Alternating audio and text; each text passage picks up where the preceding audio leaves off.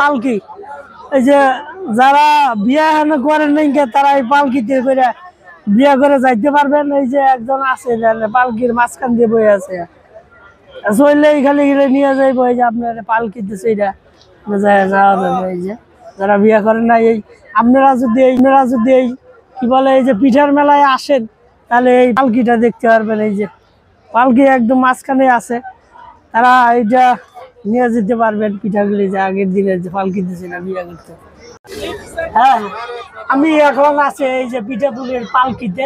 আসলে এই পালকিটা করছে হলো ঐতিহ্যবাহী যে নিদর্শন, বাংলার যে ঐতিহ্য সেটা দেখানোর জন্য এটা পালকিটা করছে।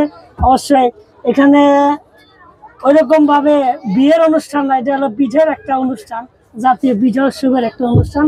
এখানে আমি আসছি, দেখছি এই পালকিটা, যার কারণে দেখায় যে পালকিটা আসলে ঐতিহ্যবাহী মানুষের একটা, কিভাবে এখানে বিয়ের একটা করে বিয়েতে বরযাত্রী কিভাবে। এই যে পালকির ভিতরে একজন চলে গেছে অলরেডি, এখন শুধু একজন চলে গেছে। ভালো করে বহেন আপনি, আপনি বহেন, ভালো করে বহেন।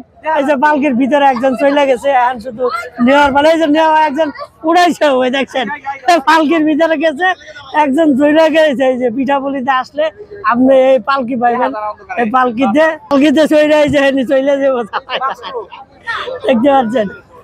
হ্যাঁ, এই যে আপনি যারা পিঠা মেলা আসবেন তারা এরকম একটা পালকি পাবেন, পালকিতে ছেড়ে ছবি তুলতে। ভাই পালকি, এই পালকির ভিতরে আবার চলে গেছে। এই যে পালকি, এটা পিঠাপুলিতে পালকি দেখতে পারবেন, আবার চলে গেছে। এই যে আবার বিয়ে হয়ে গেছে, বাচ্চা হয়েছে, কিন্তু তারপরে এই পালকিতে চড়ে ঐতিহ্যকে ধরে রাখার চেষ্টা করতেছে। আমাদের কাঙ্ক্ষিত বর এখন চলে গেছে আমাদের পালকিতে, এখন পাত্রীর অভাব।